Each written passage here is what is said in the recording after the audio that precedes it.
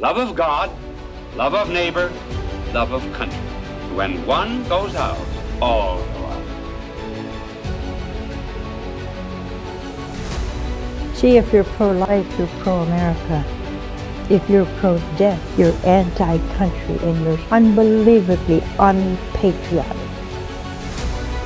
The right to worship as we choose, these are God-given freedoms, not the contrivances of man. Habemus Papam.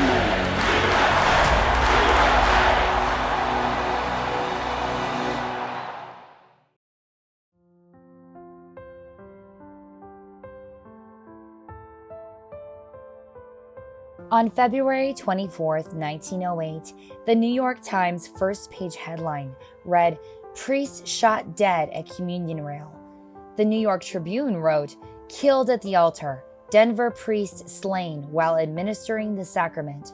But what these headlines did not capture was the extraordinary moment that followed the assassination of Father Leo Heinrichs. Joseph Heinrichs was born in Österreich, Germany, on August 15, 1867, the solemnity of the Assumption of Our Lady.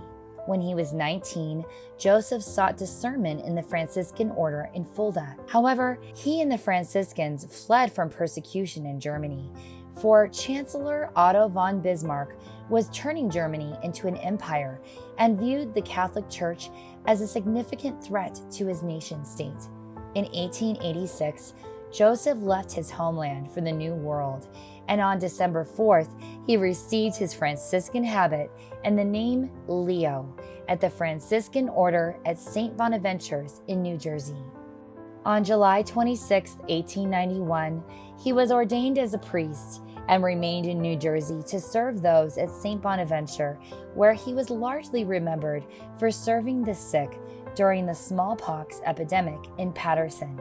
In April of 1902, Father Leo became the pastor of St. Stephen's in Croghan, New York. Here he led the efforts in swiftly rebuilding the church, school, convent, and monastery after a fire.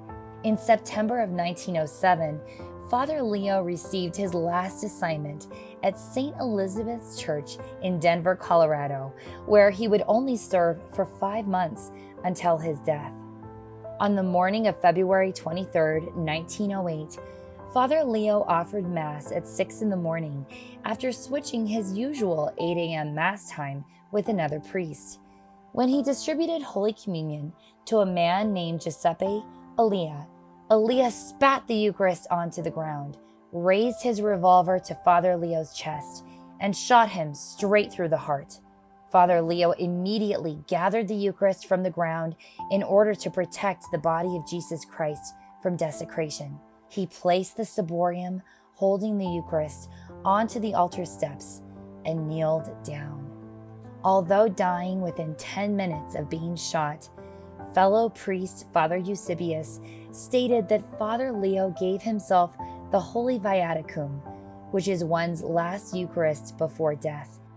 The murderer, Giuseppe Elia, later revealed that his target was not Father Leo, but all Catholic priests. He asserted that he was an anarchist and that priests were against the working man. A week before his death, Father Leo said at a church meeting, "If I had my choice of a place where I would die, I would choose to die at the feet of the Blessed Virgin." He died at the foot of the altar dedicated to the Blessed Mother.